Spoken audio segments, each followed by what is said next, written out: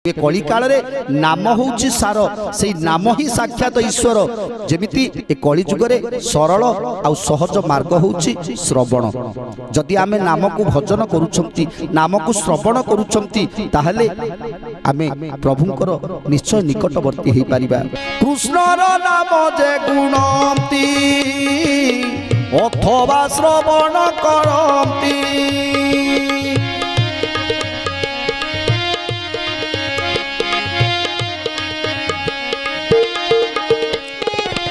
तांकर कथा न कहिबा तांको समान अछि केबा।